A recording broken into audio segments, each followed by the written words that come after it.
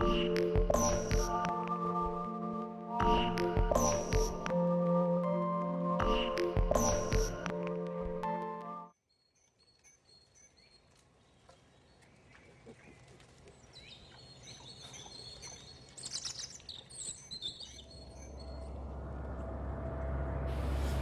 réseau des CPIE, les centres permanents d'initiative pour l'environnement, ce sont 80 associations labellisées en France métropolitaine et en Outre-mer, 16 unions régionales, 10 000 adhérents et près de 1000 salariés professionnels.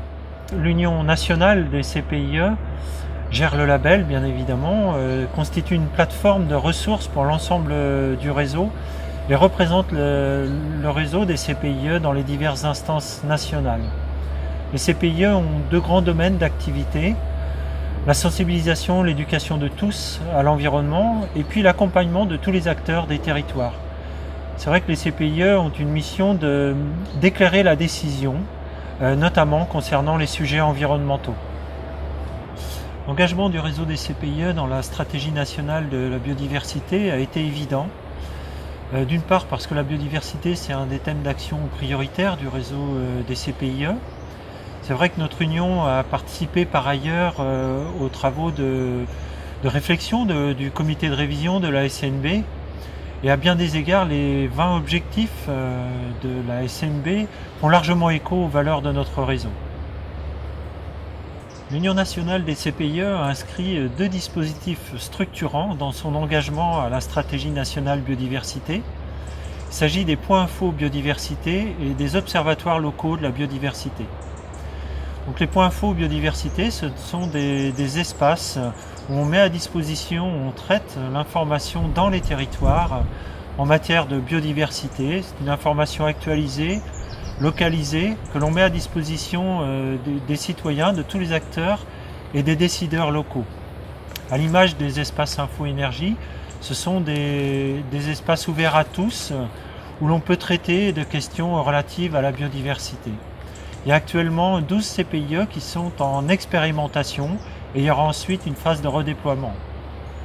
L'Observatoire local de la biodiversité, c'est une démarche à double entrée qui consiste d'une part à inventorier un groupe d'espèces ou une espèce d'un territoire donné, tout en impliquant largement les populations locales à cet inventaire.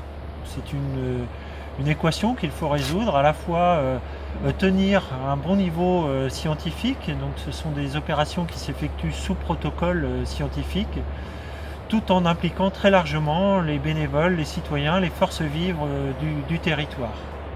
L'Union nationale a donc créé la marque Observatoire local de la biodiversité, s'est appuyée sur des partenariats avec le Muséum national d'histoire naturelle et l'INRA pour mettre en place les observatoires locaux de biodiversité. Et c'est sur le terrain que les unions régionales et les CPIE mettent en place ces actions qui peuvent concerner des espèces marines, qui peuvent concerner par exemple les orchidées, ou pour les amphibiens, on se souvient de l'opération Un Dragon dans mon jardin, ou par exemple les hirondelles. L'animation de ces deux dispositifs à l'échelle nationale, ça permet de créer une vraie dynamique de réseau, de mutualiser les méthodes et puis d'engager, d'initier de nouveaux partenariats véritablement structurants. C'est vrai que cette reconnaissance SNB, elle est importante pour le réseau des CPIE puisqu'elle souligne l'intérêt général et la capacité d'initiative de nos actions.